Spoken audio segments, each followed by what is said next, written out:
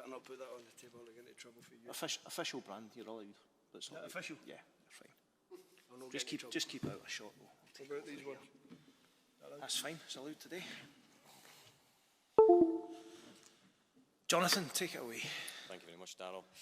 Steve, 2 days on, time to digest, look back and analyse. What are your key reflections on Friday night? Disappointing night. Obviously we've got a lot of things wrong and we have to put it right in the next game. Hindsight is a wonderful thing in football. That nobody has. That nobody has, of course. What would you have done differently if you could now?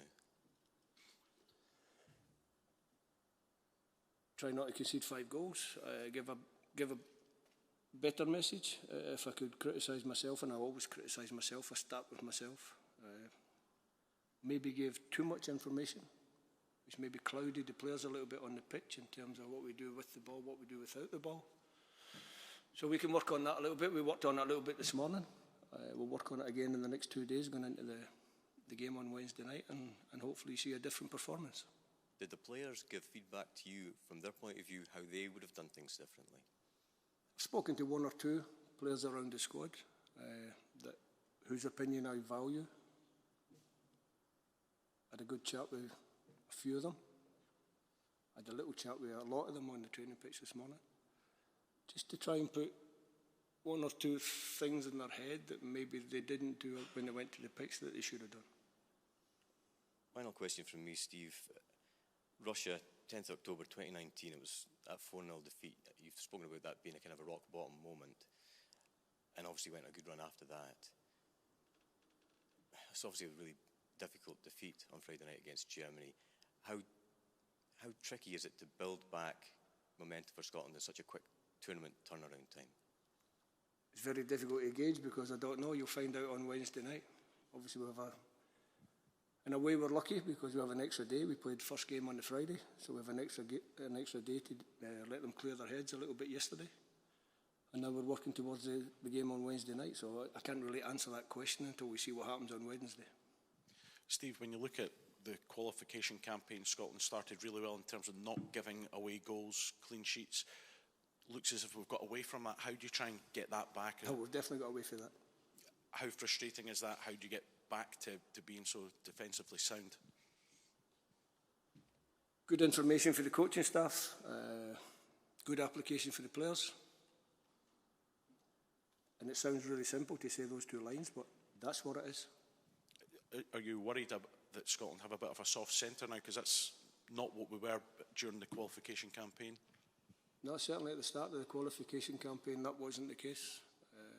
Listen, there are no excuses when you lose a game 5-1. And I've been in the game a long time, so when you lose a game 5-1, you have to take all the criticism that comes. You have to respond. The good thing for me is, been in this position before. I've always responded pretty well. The players have always responded pretty well. This group of players, I talk about them all the time and how they respond. So that's what we try to do. Do you look back at the last Euros then when Scotland did respond after losing the first game? You go to Wembley and maybe some people had written you off. Do you use that as a motivating factor? You know you can do it?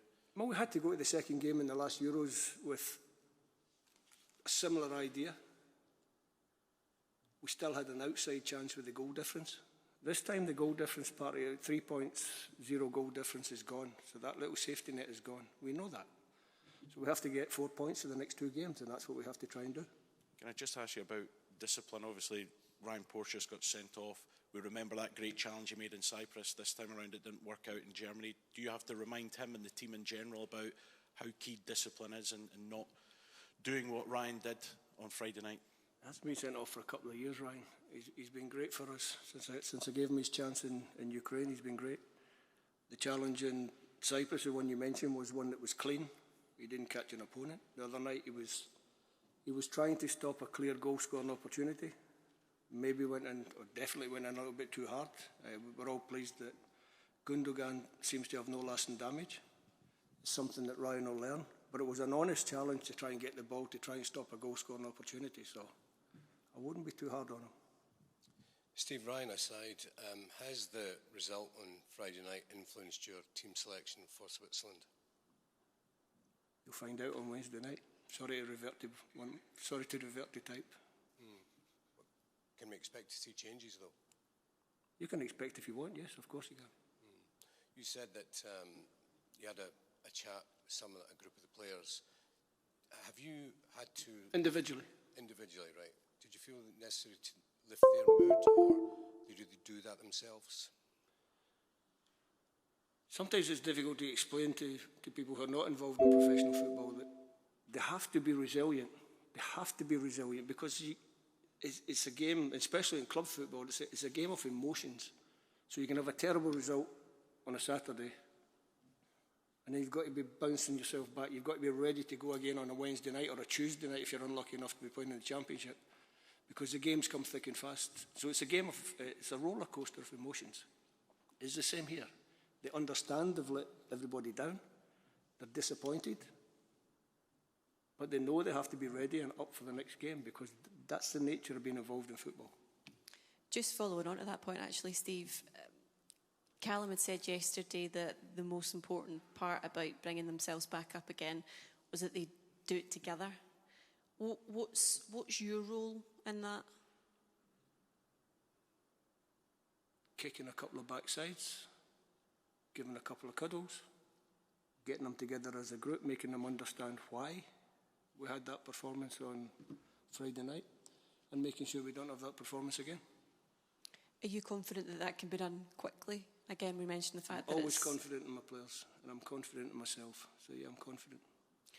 When you mentioned earlier on about you've taken a wee bit of time, not loads of time obviously, just to reflect on the other night, do you feel confident that you know what went wrong enough that you know how you're going to change it?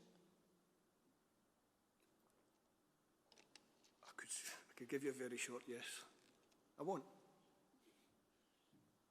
I think I've just touched on it. We know what went wrong. I spoke to the players about what I feel was wrong from my side, what I gave them. I think their interpretation of what we asked them to do was wrong. So we've worked on that. We've spoken about that. To be honest, I haven't finished with them because I've got another pre-dinner meeting just to tidy that one up. The post-dinner meeting will be about Switzerland and working into that game. So we're still just tidying up the loose ends from a really bad night. After the game last night, does that change anything or change your thinking about what you've seen from Switzerland or Hungary? No, I think two good teams. Obviously, the Swiss were excellent in the first half. The Hungarians came back into the second half. So we know two tough matches. We'll spend most of the afternoon analysing the game and working out what we can do to dull the threat of the Swiss, and hopefully this time you see Scotland with a little bit more of the ball and creating opportunities at the other end of the pitch. After the game on Friday, you told the fans to keep the faith. How easy or hard has it been to keep that faith amongst the staff and amongst the players as well? No, we believe in ourselves. There's no danger in that. We know it was a bad night. We have to accept all the criticism that comes our way, and then we have to try and put it right. Is that something you've seen in the players and of course the staff as well, that it hasn't been damaging? Some people think a result may be damaging and it may really get to the team, but do you feel you're ready to reset? As I said before, to be involved in professional football, you have to be very, very resilient. You have to understand that the blows are going to come, the disappointments are going to come, and then you have to be ready to bounce back, and that's what we have to do on Wednesday night. Last couple, Jane.